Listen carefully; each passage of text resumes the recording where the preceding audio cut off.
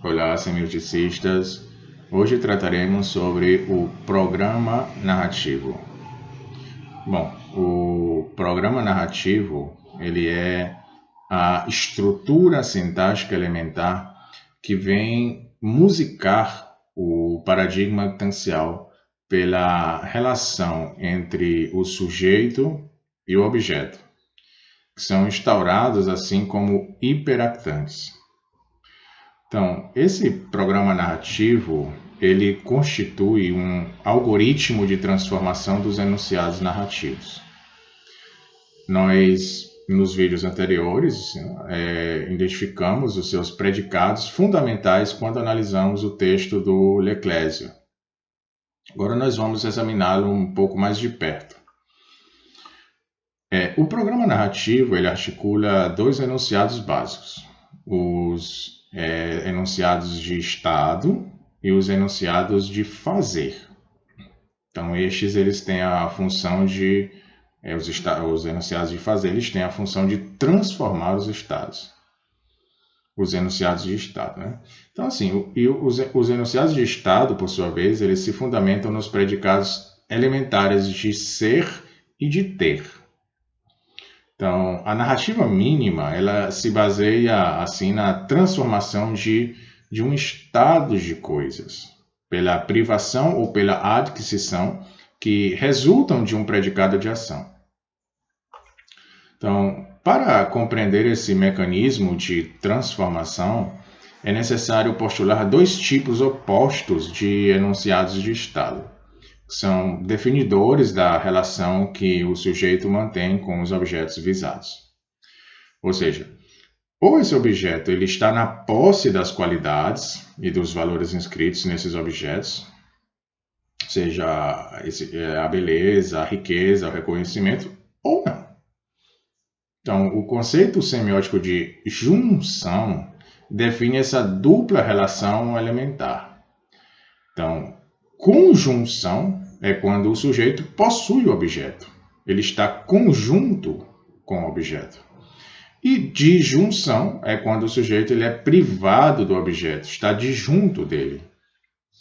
Então, o programa narrativo ele designa a operação sintática elementar que promove a transformação de um estado, ou na verdade de um enunciado de estado em um outro enunciado de estado pela mediação de um enunciado de fazer.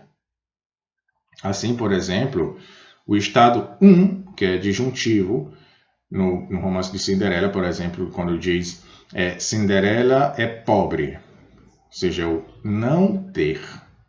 Ela é pobre e humilhada, seria um não ser. Então, ela encontra o príncipe e casa-se com ele.